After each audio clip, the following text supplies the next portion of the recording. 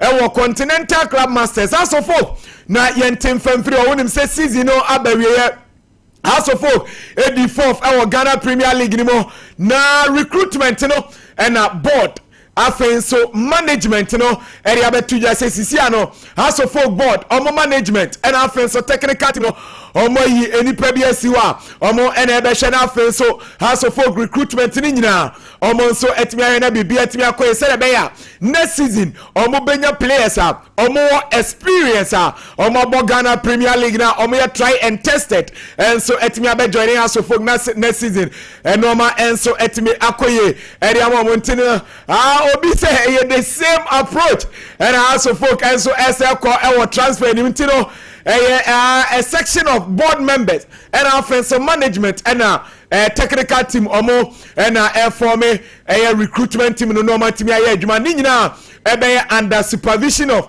technical team no na bibia and so etimi akoye yeremo and so Gordon Ablode assistant coach Edema baby any goal stars na yeni nkomo kakra and so free Gordon Ablode akasa area fa coach from Paul Manson say eno the tuja fa papa no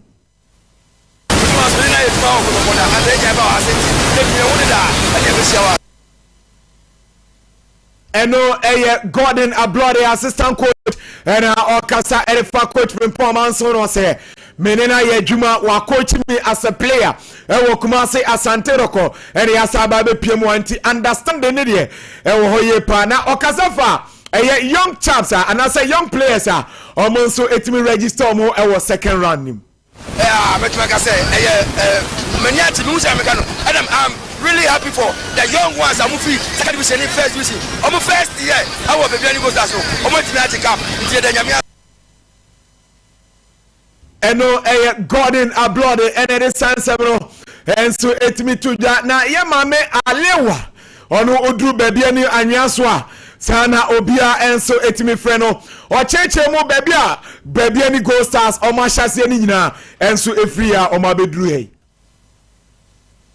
we beka se Sansebro for do some me pacha munni kama mame alewa and so a voice na ansana yaba Emmanuel Kobiso say be kokura nyenne ya so da say be jidda see yenim say fie bi achi ba asidan kanyame ana ye panyifo no so ye CEO akwasi aduni ne team panyifo no so o ma ya de pa kanka poster supporters e ma ne mema ya de ye de fudine en pai po ye bottom ene ne ya bedru bebi ayedre ti e wani je ne sa eno staunch baby any Gold Stars almost supporter ya mame alewa and it is Sansebro and so etujwa na Emmanuel Kobi ono Gold Stars player of the season no ono so kasa kakra and so edifa ne performance no we beka se Sansebro for do some perform banana man enshada enkoyi ba me ba ha no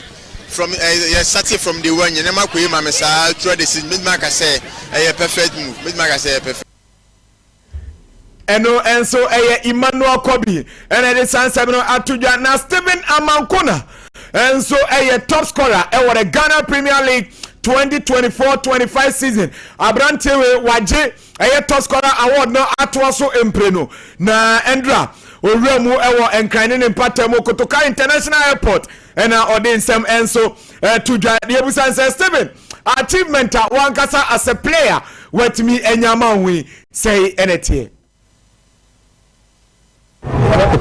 someone here after Premier League goal almost so I check the ball in so after Yabala and they are anti so my journey man play for anti you so you work media be come eno Stephen Amankona or send the transfers in one seminar any management in Santi Omberena or ma tutu bibia and so area mano no chema ade say enye easy say also ubetimi aje gokino back to back someone here after Premier League goal almost the ultimate Ghana Premier League easy kura endorsement what I say just there for my police and then in perform na and we want for now we better achieve da munya eno Stephen Amankona 2024-25 Ghana Premier League go Ken and it is Samuel Atujano. Now former CEO Edema Nations FC Kwame Tumesi Dankwa Ononso Edin Sembebri Atuja Nendra One Emba Edin Komobe Brain Ebusane say opening decision say Obe resign as a CEO Edema Nations FC no Efrihin. That's how this one purely personal.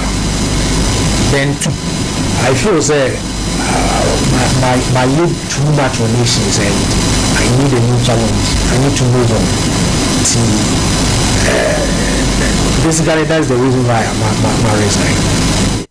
Entry a former CEO Edema Nations FC and I did open your friend Kwame Tumesi and it is 72 just say we know a personal decision on your new challenge and so no now you're calling able to say a player of the season in the Ghana Premier League no Obeka say why best player of the season obviously Razak Simpson Oka say we share elsewhere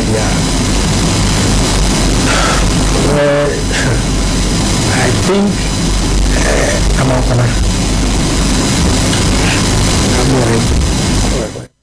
Enti no Razak Simpson the Nations FC your best player no name no total in Ghana Premier League there Meka say Steven Amankuna ono a player of the season no Ensema Kwame Tumesi Dankwa former CEO Edema Nations FC Editudwa na mama me Black Queens arrival no asemu nifie nanso the Ghana Football Association and the Ministry of Youth and Sports the asema ba omusi sabre de sika semu de amonti pre campaign ya de ade nyina no enya de say omonso hena bibia enso etimi akoso ewo ho a eno nso ye boy chinti sabre no Black Queens for no omakodru Morocco kama omo heni mu say African Cup of Nations e mana fam no eno nso ebetimi abaso ayede ho ensem no enso etimi ama ene anopay na momame eyade say Nigeria boxer Oluwasegun na yenhwe ade kakra brante na oba Bukom boxing arena enso ebeko back to ohire ne nkwa enso eho endra ena amamre ne amane kwa so mpanyimfo enso etimi eja na mu ne kwan mani free Kotoka International Airport emu no enso ekopie mo ewo Nigeria entino eyade say Oluwasegun emu no ena chese omo enso edihye airplane ni mu na afenso etimi a fly from Ghana to Nigeria na and also we hosema and also etimi so honma ne boyche ede amount ene anope on Sompa 93.1 and so na Michael Enu yes abranteno and so esiakan edema mediama season no eba na we no tinton time mediama say omo enu na atonkwanta pan mutually omo apart we sanso na Michelle Sapon ono nso player edema mediama sabre mediama for enso ene no nso etimi ato enkwanta enso etimi apai na 2025-2026 next season and also impending for the data best start enso about on the 12th of September 2025 na Ghana Premier League no sign start na kowie they said May 2026 and also ensem no na champion of champions and so ebetimi abaso eno team oje Ghana Premier League any team oje FA County baby any Gold Stars any Kumasi Asante Roko and so a game no ebetimi abaso August 31st 2025 year eno any edibe Ghana Premier League no and so season no ano eno ensema boyche and so eriama na momma me they say Prempeh College omo justify your inclusion and also ebaso nim say sabre enkwadano ewie BC so heno ama bibia etimi akoye enti Prempeh College omo ye justify ama athletics team no enti oye athlete anasa oye akwada na unim rikatu a we no akwanya no enso aba ama say ubewuramo na afenso 23-24 junior justify no enso ewo Prempeh campus onso wetimi akoye na bibia etimi akoye omo pikiwa na omo de waka omo school athletics team no onim say omo ye defending champions enso ewo they say Superzona and also eba so ewo Ashanti region ti ebedina we so na ye de afisem ni nyina enso esia enano pena powers enso etimi ede yakọ enkofo nkruso powers Oh yeah. Bibi aboko. Yankwamana nemra. Yankomra. Yankonkodi nkomo kakra essence matches awodo koso. Woko FIFA Club World Cup na matches bebre ene eguso ekoso. Nyankopon yadmenete. Matches no dodo na besanso atwaso enti yebe join Sompa 93.1 over Facebook and so against Sompa television. Na yendidi nkomo na bibianso entum ene kama Grace ma matches ekoso eye enra resource na yendi nkomo kakra me pato de che ene so wunim sabo kwa the River Plate from Argentina and Mose 3 ama am Irawa Red Diamonds amonso etmu bako ogranity at the Facundo I collude you on the 12 minutes as a first goal and watching Sebastian Drewster and some as a goal at the McClellan on the 48 minutes and Sana Maximiliano Megza and so at the Bako Kaho Amanaya 3 for River Plate. William Sir Yusuke Matthew on Atimu Bako Edema I am Irawa Red Diamonds. I was second cinema me fantuja Sam Fluminense from Brazil Wamo Enso and the club and the tiny Borussia Dortmund. I'm also against the pie a coque no Obiantuman Twatana I was second cinema my Bobo Qualitin I did Melody sometimes first African team from Work Cup and no ekoso our United States of America meche FIFA Club World Cup no just a winning game and against a Ocean HT game no ekoi edima Melody Sundowns Boboko no ogranite at Ikram Renes no and the set only goal I was second cinema on the 36 minutes and a bonum. And so to be taught him, I just said that the other one some out on at the airport Bibian so at my kama. What Johnny was some partner 3.1 as well. The part of a boy, as also twas so at the man of the month. The whole share I was some part television as no, and yet the difference FIFA superior player of the match, and I will show some part television so and to Johnny at the so and the Yogusu yet and some out turning now at the immediate for I can't say Casipa was my fantoja Monterrey and so at an Inter Milan game in pie a coque 1-1 when Mr. Sergio Ramos or no as a first goal. And so the McClellan and San Lautaro Martinez on the 42nd minute on non some Ababatekano at the McClellan at the Inter Milan. The part of the tier and it's a Sergio Ramos 39 years superior player of the match no Ekoi at the man but Ola the tennis Mami Sergio Ramos training private training on also Augusta Oye age 39 Minfantu Jasa player no training annual day and now some ketokro onunkwa or see every day or spending 2 hours so onunsube training simple timini kokwe training we are 1 year training krano at least 1 hour or yet private training and no your Sergio Ramos Jeffrey na so enso tocha and then you go so I didn't some do to no enso timini ba na bibia so atuma kama nti Sergio Ramos no and I was an individual and also the private training on so go so and ra so go no about some television as well.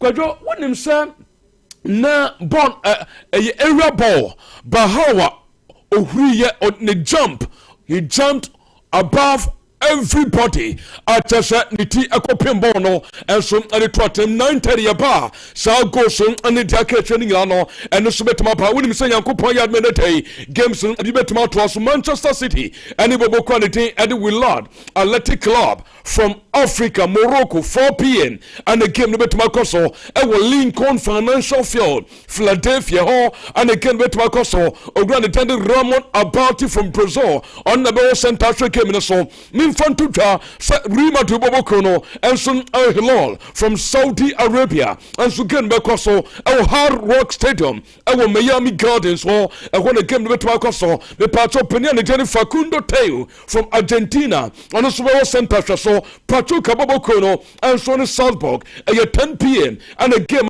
and also Bekoso Africa referee at the Mustafa Gobar from Algeria or non and then penifon so abonity so nkonkwachem ahwe game ne so na bibia so enso entumi nkoso and because what TQAML Stadium Cincinnati ehon the game ne so betuma koso and no player the one some out on edepa na bibia so etum ayekama and netay and so our platform kese so mami Pep Kajola or the some bebre atutwa ahead of from so game bekoso yankopon yadum netay no Pep some fatwa say the beginning of the season into Manchester City boboko no wo mu season no enya asase enya afi no mo beka sempo we off season aye competition and the season enya pelewie ye or say 2025-2026 season no esase nyame yatuma and that day at Manchester City boboko no we started the season that is our feeling and aye Pep in summer and also Adiba and that no medical dia to 4 p.m. and the Man City first game. And so bet mabaso afi momo wo grande tedi Xabi Alonso Real Madrid first game no and so be koso and day 7 p.m. Alonso said we already better on the ball and off the ball and the club no wo mu trainer mo ya no and they Alonso say or the two obianim say Madrid boboko no already wo mu ye better on the ball, better off the ball. And the Edumano Enya Sasye at the Ama Mesa Xabi Alonso and so young community and also Guswa Epa and Neteno, the Pato and which means come back to Pep Guardiola. Pep is in front of Bien Mr. Sortanose. No, your analysis now. African football arise Ola or see African football say Pecha, then talk us out some name.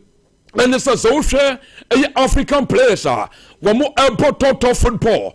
Europe Bontenso about Riyad Mahrez Abasso from Algeria. A crown on the level of football. Woko or maybe it's France. Now we African players are more as Hakimi mo Ejuma Muja and Yatia or Betumaka authoritatively Yachariase said Ayatia the standard of African football arise number 2. Or see Morocco Echo World Cup semi-final performance on maternity. Or see they have incredible skills in North Africa. The loss, I think, World Cup. Morocco made an incredible tournament. I have a huge respect for African football. And no Ayogran Sun Sama or the Atu Trend Day. I had in some Mahotonde Panaviason Atumaya Kama. The part of Mummo Gran attended Tanya Levy or the ensemble Eta Tutra. No opinion attended Tanya Levy no Adikai. Then somebody to train there will show some part television or say young fan to appear in. Say a yadia, Bobo Quantitative Tottenham Hotspurs. They are building a team. Gomuno failure, out of their diary. They are building a team. Say Omonsono, able to me at the UEFA Champions League. And no, one thing opinion or see option ho. We need to win the Premier League. We want to win the Champions League. And we are Mr. Tanya Levy, owner at the club and the Tottenham Hotspurs. And no, I have the reason today when we just pull the trigger on opinion the daily Anzu Postacoglu. And no, your penino so somebody pa. And then finally, and I said Thomas Frank is an outstanding developer of young players. And Thomas Frank and I'm a panel. Or your penny bakwa and banner player development. Gen development kora a ya de bakwa penino or you great on your money and unti. And also, you one of those reasons are when we just saw the cover Thomas Frank from a Brentford Bobocon and also club and the day and so at the Brentford Sombra and Major and from Bobocuno and no again somebody be and also Totra and then take on panano the part of Grace Mami Premier League fixtures Yamiya Dumanete and English Premier League 2025-2026 and so a release fixtures no me pe release of fixtures no te no me pa cho yankopon yard me 9 a.m. British summer time na tesa Ghana time so say UK and Ghana time here the same until me pa cho 9 o'clock Ghana time and a Premier League and so fixtures no we mo be release and na June 18th Wednesday 2025 into 380 matches when we be releasing 9 a.m. and paya and we start here based 30 minutes na yatena say for difference of full time no na be so atuma koso kama eno ayen some no so to twende tai ayogu so eden some auto ni na de pa na be so atuma kama mam John Obi Mikel Osi Enzo Maresca wa ye adwuma Osi Enzo building a special team or baby something special. Na ojidi say club and the adi Chelsea no womu ye young team. Mama Chelsea 3 or 4 years. Chelsea ebetumi ati Champions League. Yente John Obi Mikel. Together. The whole team is just playing together. Everybody knows exactly what to do. And Enzo Maresca have done that since taking over. This is just a brilliant team, and he's building something special. Don't forget, the team is a very young team. You know, we're putting so much pressure on them. There's a very young team. If you look at this team in the next 2, 3, 4 years, I think we might be talking about winning the Champions League. And no, John Obi Mikel and some of the two and so no, and the Obian Chelsea Bobo Quentin winning, sir, in the next 3, 4, 5 years at Chocrano, Chelsea bet to me Aje Champions League, no, and man, no sweat to my year, and no, Obi Mikel, and some of the 2 10 so, yet, and some are turning at the Mayor Tier 4 to maintain so far, go Premier League, no, win him such transfer window, a BA, as San Close, good, their Obapa Grace, and their Tosono, win him say and Ra. And a transfer window as also a year for the second time. This transfer window. Now so far deals are teams no ajanie winning so Arsenal and Tobacco top teams no Arsenal and Tobacco but 4 players and every Arsenal called Jorginho, Echo Flamingo, and you free Kieran Tierney, Johnny Celtic, and also free Nuno Tavares, Johnny Luxio, undisclosed Marquinhos, Johnny Cruzeiro from Brazil, and also undisclosed with Johnny Club and Italy Chelsea. So far, Chelsea Bobo could do some more. We must have 4 players. Liam Delop from Ipswich Town, and £30 million, and watching on accredited and so at the Estival William from Palmeiras. £29.1 million. Dario Esugo from Sporting, undisclosed. Mama Dusal from Strasbourg, and also RC Strasbourg, undisclosed fee. So far, Chelsea Bobo Kono, and so 2 players, and their free team call Basil Humphrey from Ayam Club Chelsea, Johnny Bentley, and Ayam Marcus Bettinelli. Adoni Manchester City undisclosed. Sawufe Liverpool team now. We must also 3 players. Jeremy Frimpong from Offer Leverkusen, £29.5 million, and Jeremy Frimpong, and so to add Johnny Liverpool team now, and watching Georgie, Maba Da Sveli, and also from Valencia, £29 million, another Johnny Club, Williams Amin. Pexi, and so from club and the team at the Puskás Academia, and also actually Liverpool. 2 players on call the parts of Grand Trent Alexander-Arnold at Johnny Real Madrid. £10 million, and watching on acquire friends Kelleher, goalkeeper no, and so John Brentford, £18 million. Manchester City do some again and 4 players. Tijani Reinders from AC Milan, £46.3 million. Riyadh Nori from Wolverhampton Wanderers, £36.3 million. Marcus Bettinelli from Chelsea, undisclosed. Ryan Cherki from Lyon, £34 million. Players Amukono, Kevin De Bruyne, Johnny Napoli, Jacob Wright, Johnny Norwich, and what is Scott Carlson, on also release Manchester Grace Moto 1 player, Matoya Skunyan from Wolverhampton Wanderers, £62.5 million. Players Amukono so far. Christian Eriksen, release. John Evans, on also release. Victor Lindelof, on also Kwame top teams Newcastle, as a 1 player from Malaha, a free transfer. Antonio Cordero, and a Tetano players Amatonier, Lord Kelly from Juve. £20 million. Already Eddie Jamal Lewis, and also a release. Tottenham Hotspur assigned 3 players. Jenya Kevin Townsend, Johnny Club on loan.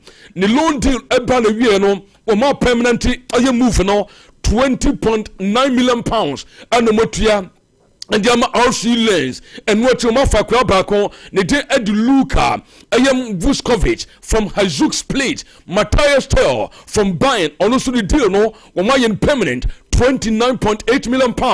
Out players in here, Fraser Forster, Sergio Reguilon, Alfie Whiteman, and Pierre Emile Hoisbier Johnny Olympic Marseille no aye de free Premier League no mo enso etotwa netai anopa anyeto wonsem awto de meyetie for egbotume kasipawe so Papa Grace meni umetum amam Bayern wo muso tim no hawa esi etesese wonim say good Bayern bobo konso dia meeting ye eno say aye tanya opinion the Jordan Vincent company or sign winger bako at the Johnny Club no esanse manoni yo ho ogranity at the Thomas Lema enso ho Dayo Pamukano and ogranity Jonathan Tah 4 and 5 Alfonso Davis on the left side of the fence Pavlovic and Joshua Kimmich got 2 pivot and so at the club no and what me fan to draw Sam so kwa attack na we be ogranity and so at the Jamal Musiala Michael Olise and Hurricane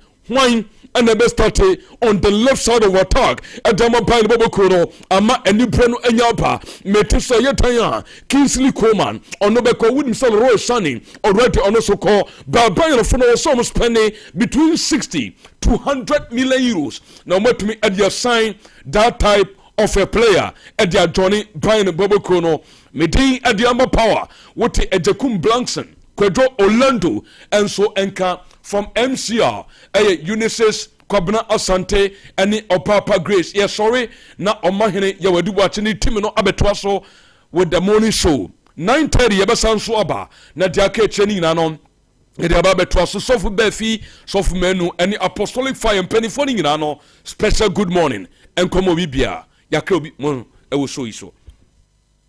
But who could have picked Leicester over City? Or a high-scoring game at the bridge? There's nothing worse than having your perfect multi-bet missing. But there's nothing better than having it saved. Bet saver, win, even if your bet misses. 21st clinic yes sciatica expert sciatica no o nerves na wo to ase na fa wo hie mu na fa wo nansia besi ase ho no